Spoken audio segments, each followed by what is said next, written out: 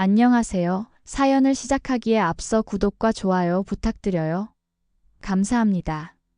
사연 시작해 볼게요. 아침부터 남편의 메시지를 확인하고 미소를 지었어요. 검사인 저와 대형 로펌의 변호사인 남편은 바쁜 일정 속에서도 서로를 향한 마음만은 결혼. 7년 차인 지금까지도 변함없이 이어오고 있었죠. 저희 부부는 가끔 법정에서 반대편에 서는 경우도 있지만 집에 돌아오면 그저 서로를 사랑하는 평범한 부부였어요. 아침에 출근 준비를 하면서도 남편은 제게 커피를 건네며 지친 어깨를 가볍게 안마해주는 다정함을 잊지 않았죠.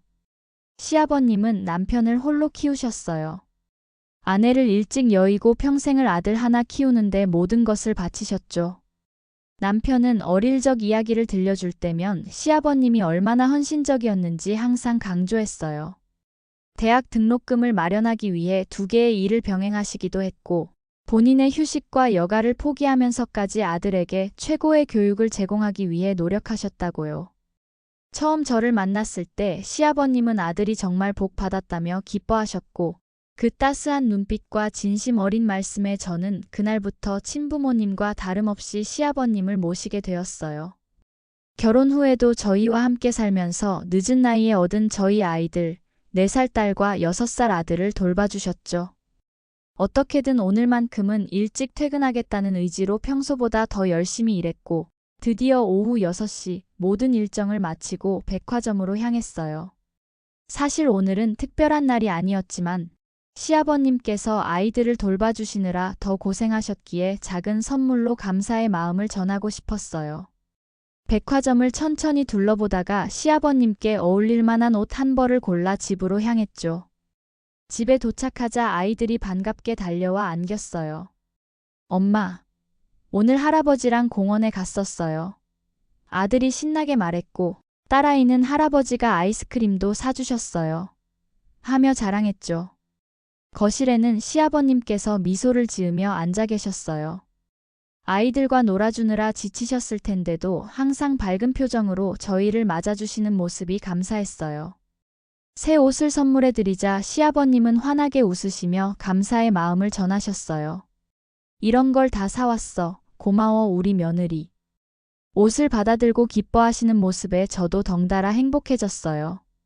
아버님, 동창회 입고 가시면 좋을 것 같아요. 제 말에 시아버님은 더욱 밝게 웃으셨죠. 남편도 퇴근하자마자 시아버님을 칭찬했고 시아버님은 곧 동창회가 있다며 동창들 앞에서 아들과 며느리 자랑을 해야겠다며 기뻐하셨죠. 시아버님은 정말 자식 자랑하는 걸 좋아하셨어요. 친구들 모임에 가실 때마다 검사인 며느리와 변호사인 아들 이야기를 하시고 오신다고 남편이 농담처럼 말하곤 했죠. 아버지가 내 학위장보다 우리 결혼식 사진을 더 자주 보여주시는 것 같아. 남편의 말에 저는 웃음을 터뜨렸어요. 저희는 그런 시아버님이 너무나 자랑스러웠어요. 아들 하나 키우시느라 평생을 희생하신 분이니까요.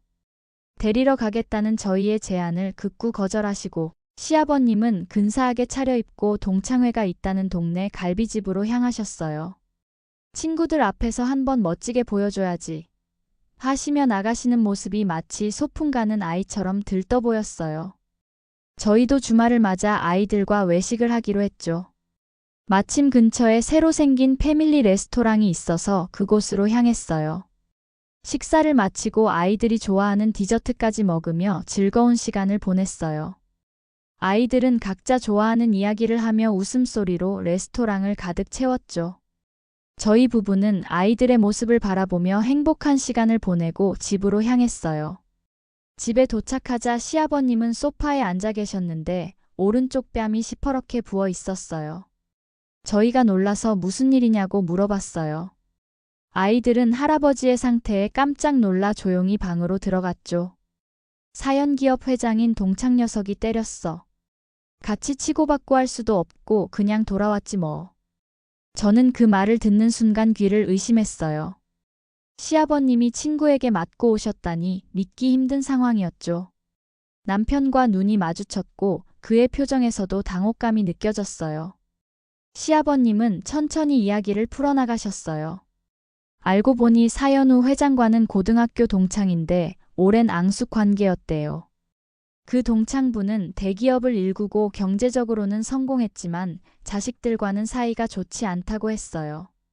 평생 일만 하다 자식들 마음을 잃어버렸대. 시아버님이 안타까운 표정으로 말씀하셨어요. 반면 시아버님은 경제적으로는 그에 미치지 못했지만 자식과 손주들과 행복하게 살고 있었죠. 그날 동창회에서도 평소처럼 그 동창분이 회사 이야기하며 자랑하길래 시아버님도 질세라 자식 이야기를 하셨대요. 사연우 회장의 부러움을 산 것이 분명했어요. 그러다가 그 동창분이 너는 쥐뿔도 가진 게 없으니까 자식 얘기밖에 할 게 없냐고 했고 시아버님이 나는 우리 자식, 며느리, 손주 다 끼고 잘 사는데 너는 자식 자랑할 게 없어서 그 나이 먹고 아직도 돈 자랑이냐? 라고 받아치자 갑자기 화를 내며 시아버님을 때렸다는 거예요. 시아버님의 이야기를 들으니 화가 치밀었어요. 아무리 말다툼이 있었다고 해도 때리다니 도저히 용납할 수 없는 일이었죠. 저와 남편은 이 일을 그냥 넘어갈 수 없다고 했지만 시아버님은 오랜 친구 사이라며 일을 크게 만들지 말라고 하셨어요. 세월이 흐르면 다 잊혀. 내가 좀 심하게 말한 것도 있었으니까. 시아버님은 오히려 자신의 잘못을 인정하셨지만 저희는 납득할 수 없었어요. 결국 직접 가서 이야기라도 해보자는 저희의 제안에 시아버님은 마지못해 동의하셨고 다시 동창회 장소로 향했어요. 가는 길에 시아버님은 계속 걱정하셨어요. 그냥 두자. 오랜 친구인데. 하지만 저희는 이 문제가 제대로 해결되어야 한다고 생각했어요. 아이들은 잠시 차에 있으라고 하고 동창회 장소인 동네 갈비집에 들어서자 아직 동창회가 끝나지 않은 모양이었어요. 열댓 명의 어르신들이 테이블에 둘러앉아 술잔을 기울이고 있었죠. 시아버님이 들어서자 일부 친구들이 놀란 표정을 지었고 멀리서 저건 또 뭘 달고 온 거야. 라는 날카로운 목소리가 들려왔어요. 사실 사연우 회장과는 몇 달 전 기업 문제로 인해 제가 담당 검사로 만났던 적이 있기 때문에 당연히 절 기억하고 있을 거라고 생각했어요. 테이블 한가운데 앉아있는 아버님의 동창인 그 회장은 저를 발견하고 순간 얼굴색이 변했어요. 아니, 검사님이 여긴 어쩐 일로? 당황한 기색이 역력했어요. 저는 한 걸음 앞으로 나서며 공적인 업무가 아니라 시아버님의 며느리로 왔다고 말했죠. 순간 그의 얼굴이 백지장처럼 하얗게 변했어요. 동창들 사이에서 작은 술렁임이 일었고 몇몇은 놀란 눈으로 시아버님을 바라봤어요. 시아버님이라고요? 네, 이분은 제 시아버님이십니다. 오늘 동창회에서 폭력을 행사하셨다고 들었는데요. 사실인가요? 순간 갈비집 안의 공기가 얼어붙는 듯 했어요. 다른 동창분들도 놀란 표정으로 사연우 회장을 바라봤죠. 갑자기 누군가가 큰 소리로 웃음을 터뜨렸어요. 이거 대박이네. 사연우, 너 검사. 며느리 둔 녀석을 친 거야. 그 말에 다른 분들도 웃음을 참지 못하는 듯 했어요. 그 동창부는 자리에서 벌떡 일어나더니 급하게 약간의 오해가 있었을 뿐이라며 사과했어요. 아, 그게 술김에 실수였어. 미안하네, 정말 미안해. 그의 이마에는 진땀이 흐르고 있었어요. 제가 폭행은 엄연한 범죄라고 단호하게 말하자 사연우 회장은 진땀을 흘리며 고개를 숙였죠. 남편도 앞으로 나서 법적 조치를 취하지 않는 것은 오직 아버지의 뜻을 존중해서라고 강조했어요. 아버지께서 원치 않으셔서 그러는 것이지 법적으로는 충분히 문제 삼을 수 있는 사안입니다. 남편의 목소리에는 분노가 묻어 있었지만 최대한 감정을 억누르고 있는 것이 느껴졌어요. 시아버님은 당혹스러운 표정으로 저희를 바라보셨지만 한편으로는 자신의 자식과 며느리가 이렇게 든든하게 자신을 지켜주는 모습에 감동하신 것 같았어요. 다른 동창분들도 하나둘 시아버님을 달래며 위로의 말을 건넸죠. 자네 아들 내외가 대단하구만. 검사 며느리라니 정말 복 받았어. 우리가 그동안 자네 자식 자랑 듣기 싫다고 했는데 정말 자네를 끔찍이도 챙기는구만. 그 동창부는 진심으로 사과하는 듯 했어요. 그는 자리에서 일어나 시아버한테 미안하다고 했고 자신이 시아버님의 자식 자랑을 시기했다고 솔직하게 말하더라고요. 사실 내가 부러웠어. 자식들이 이렇게 잘 되고 며느리도 훌륭하고 자신의 아들들은 연락도 잘 안 하고 회사만 물려받으려 한다며 속내를 털어놓았죠. 돈은 많이 벌었지만 정작 중요한 건 놓친 것 같아. 그 말을 듣자 시아버님의 표정이 조금 누그러졌어요. 오랜 세월 앙숙으로 지내왔지만 서로의 인생에 대한 이해가 깊어지는 순간이었죠. 돈보다 중요한 게 있다는 걸 이제야 알았어. 너처럼 훌륭한 자식들 키운 게 정말 부러워. 사연우 회장의 말에 동창들도 고개를 끄덕였어요. 그 동창부는 계속해서 사과했고 시아버님도 흔쾌히 받아들이셨어요. 그리고 그 동창분이 치료비를 건네려 했지만 시아버님은 친구 사이에 일어날 수 있는 일이라며 단호히 거절하셨어요. 술김에 그럴 수도 있지. 나도 말이 좀 심했으니까. 시아버님의 너그러운 모습에 사연우 회장도 감동한 듯 했어요. 다른 동창분들도 화해의 분위기에 동참했어요. 이 사소한 일로 50년 우정을 깨면 안 되지. 우리는 이제 얼마 남지 않았어. 남은 시간 서로 의지하며 지내자고. 시아버님과 사연우 회장은 서로를 바라보며 미소 지었고 마침내 악수를 나눴어요. 동창회 분위기는 다시 화기애애해졌죠. 집으로 돌아오는 차 안에서 시아버님은 며느리가 검사라는 것이 오늘처럼 든든했던 적이 없었다고 말씀하셨어요. 우리 며느리가 들어서는 순간 그 녀석 얼굴이 하얘지는 게 보였어. 시아버님은 마치 어린아이처럼 들뜬 목소리로 말씀하셨어요. 드라마에서나 볼 법한 장면이었어. 동창들이 모두 놀라더라고. 저는 시아버님의 손을 잡으며 검사이기 전에 아버님의 며느리라고 아버님을 소중히 여기는 건 직업 때문이 아니라 아버님이 얼마나 훌륭하신 분인지 알기 때문이라고 말씀드렸어요.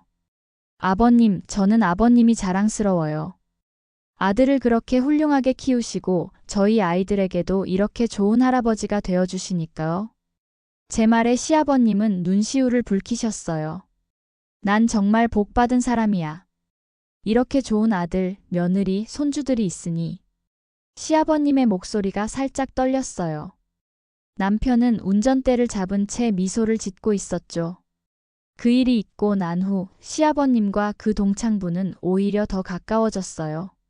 며칠 후 그분이 직접 저희 집을 찾아와 정중하게 사과하셨고 시아버님은 50년 지기 친구라며 웃으며 받아주셨죠.